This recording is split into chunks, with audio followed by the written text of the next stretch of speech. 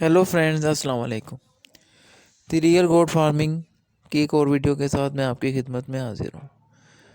तो जो आज की हमारी वीडियो का टॉपिक है वो है पाकिस्तान में गलत मॉडल्स इन बकरी फार्मिंग। मतलब कि ऐसे मॉडल्स जो बकरी फार्मिंग को एक बिल्कुल गलत साइड पे लेके जा रहे हैं। तो मैं उन पे आज बात करने की जुर्रत करूँगा। तो बकरी फार्मिंग जो है वो सदियों से चलती आ रही है पाकिस्तान में और पूरी दुनिया में। जब से मतलब बनी नू आदम की हिस्ट्री में आप जाएं तो बकरी का साथ इंसान से तब से शुरू हुआ है। पहले जब इंसान गारों में रहता था, जंगलों में, तो तब भी उसके बाद मतलब बकरी उस वक़्त से उसका एक साथी है। तो बकरी को जो इस्तेमाल उसका रहा इंसानी तारीख में, वो गोश्त, दूध, बाल, खाल और इसमें बकरी को इस्तेमाल किया गया आज तक।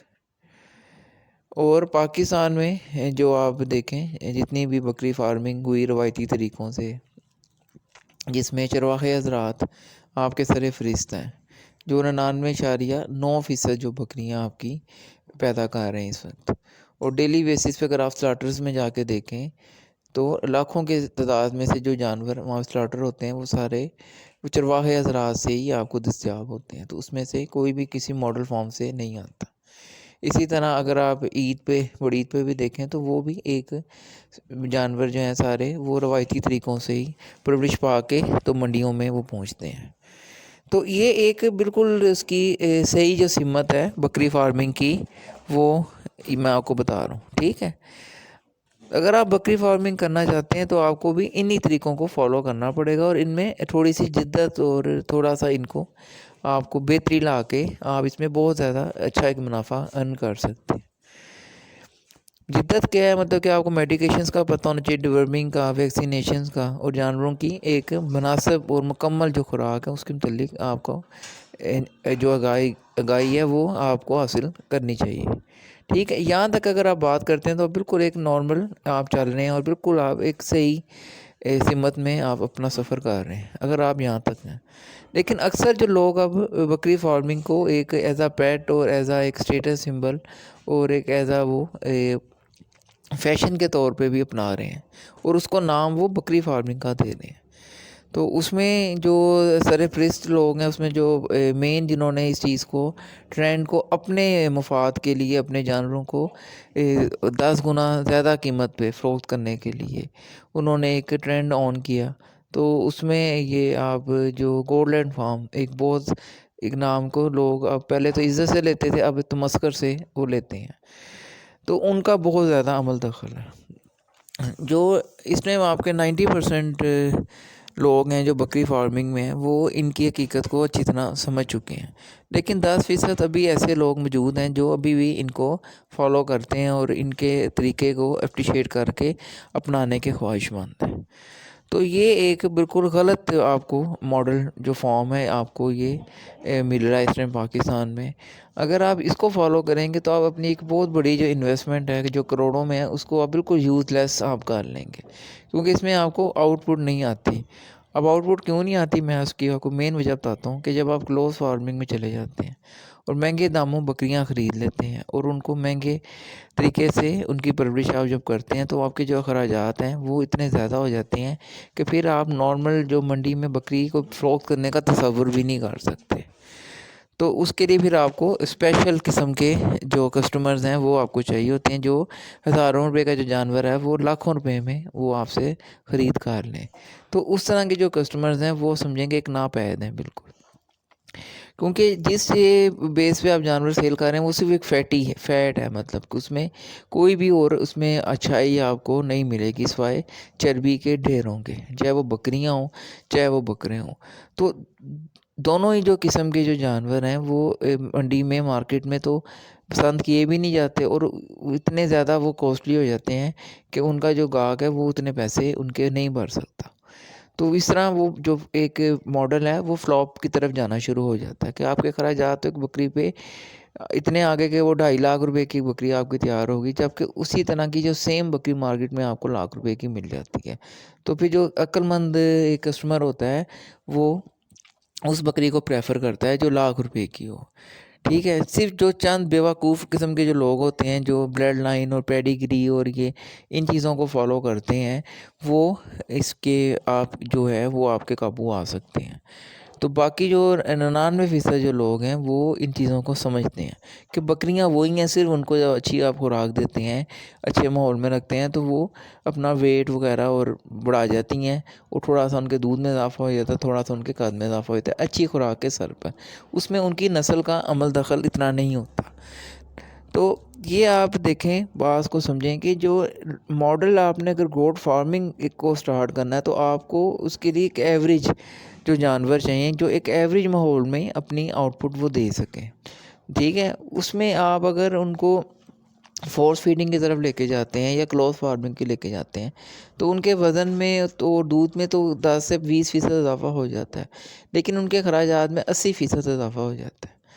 तो ये एक कमर्शियल फिर पॉइंट ऑफ व्यू से ये नुकसान की तरफ बात इशारा करती है। और अगर आप ब्रीड की बात करते हैं, पेडिग्री की बात करते हैं, तो पेडिग्री देखें, ब्रीड में जो जानवर हैं वो एवरेज देखे जाते हैं, कि जिस जानवर में एवरेज अच्छे जानवर आते हैं, तो वो एक आप उसको पेडिग्री ब्रीड समझें कि वो एक पेडिग्री ब्रीड है, जिसमें आपको कर्लिंग का अमल करना पड़ता है, एक सिलेक्शन का एक अमल करना पड़ता है, तो वो उसको आप पेडिग्री नहीं कह सकते। पेडिग्री में आपके जो कम से कम 70% जो जानवर हैं वो उनका अच्छा पैदा होना ज़रूरी है। जिस तरह फ्रीजन हॉस्टन जो गायें हैं, या जर्सी जो आप देखें गायें हैं, या मतलब कि कोई भी जो बोर नस्ल की बकरी हैं, इनमें देखें कि जो एवरेज जो उनके दादो शुमार हैं वो सेम ही आते हैं हमेशा। मतलब कि उनमें आप उसमें शर्त ये नहीं है कि इसको आपने इतनी प्रोटीन दी और इतनी इसको आपने लुक आफ्टर की हो तो फिर ये इतना करेगा, नहीं। उसमें वो एवरेज देखते हैं कि ये एवरेज इसमें जो नस्ल में जो बच्चियाँ आ रही हैं फ्रीजन में, वो 25 से 40 किलो दूध वो दे रही हैं। ठीक है। वहाँ पे माहौल फिर उसमें काउंट होता है थोड़ा सा। इसी तरह जो जर्सी हैं उनकी जो फैट एक आ रही है दूध में, तो वो उसमें वही आ रही है। इसी तरह नीली रावी की आप भैंस देखें, तो उसकी दूध की फ़ैट है वो तमाम मतलब गाय भैंसों में नीली रावी में एक ही आपको मिलेगी। ठीक है। उसमें खुराक से तो 10% या 15% फ़र्क पड़ेगा। तो ये पेडिग्री होता है। तो पेडिग्री ये नहीं है कि एक भैंस अगर वो 30 किलो दूध दे रही है तो उसकी पूरी नस्ल ही वो 30 किलो दूध देगी। ये एक्सेप्शनल कर्लिंग अमल कहलाता है। इसको एक कर्लिंग का अमल कहते हैं, जिसमें छांट के आपने अच्छे जानवर अपने रेवड़ में जमा कर लेते हैं, और जो कम दर्जे के जानवर होते हैं उनको आप मार्केटों में सेल कर देते हैं।